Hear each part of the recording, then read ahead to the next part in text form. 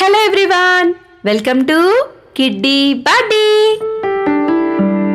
పామరుడు చెప్పిన నీతి. గోదావరి నది పరవళ్లు తొక్కుతూ ప్రవహిస్తుంది. ఆ రేవులో ప్రవాహం బాగా ఉధృతంగా ఉంది. అనుకోకుండా ఒక పండితుడు గోదావరి అవతలి ఒడ్డుకు వెళ్లవలసి వచ్చింది.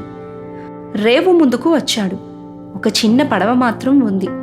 పండితుడు ఒక నిమిషం ఆగి పడవ దగ్గరకు వెళ్ళి అవతలి ఒడ్డుకు వస్తావా అని అడిగాడు.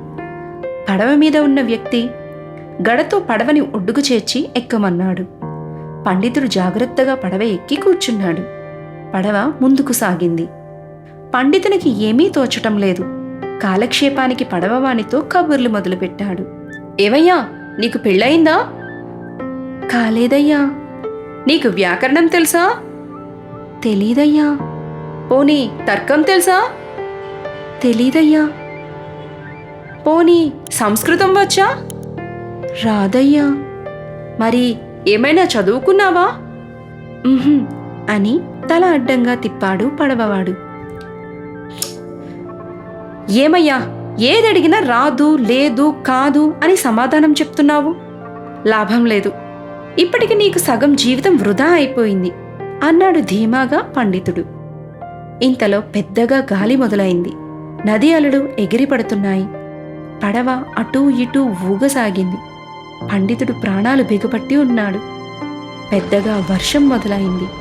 దాంతో గుండె ఆగినంత పనైంది పండితునికి. పడవవాడు ధైర్యంగా, ఏ భయమూ లేకుండా నిదానంగా పడవ నడుపుతున్నాడు. అలలు పెద్దవై పడవ బాగా ఊగుతున్నది. పండితుడు భయంతో, నీకు భయం వేయటలేదా?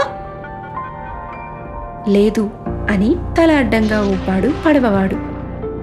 పడవ అటు ఇటు ఊగుతుంది, మునిగిపోతుందేమో అన్నాడు. ఏం పర్వాలేదు అన్నాడు పడవవాడు. అదేంటి, పడవ మునిగిపోతే మనం కూడా మునిగిపోతాం కదా అన్నాడు పండితుడు వణిగిపోతూ. పండితుడు ఎందుకు భయపడుతున్నాడో పడవవానికి అర్థమైంది.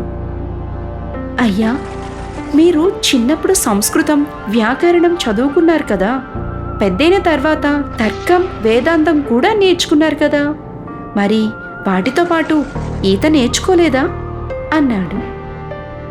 అయ్యో రాదే, నేర్చుకునే అవకాశం లేకపోయింది అని భయంగా అన్నాడు. తుఫాను తాకిడికి పడవ మునిగిపోయింది. అయ్యా పండితోత్తమా, నాకు సగం జీవితం వృధా అయితే మీకు పూర్తి జీవితం వృధా అయింది అని ప్రవాహంలో ఈదుకుంటూ ఒడ్డుకు చేరే ప్రయత్నంలో ఉన్నాడు పడవవాడు.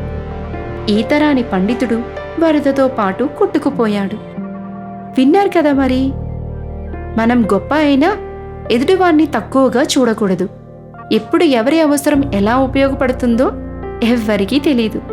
మరి ఈ కథ మీకు నచ్చినట్లయితే లైక్ చేయండి, షేర్ చేయండి, సబ్స్క్రైబ్ చేయడం మర్చిపోకండి.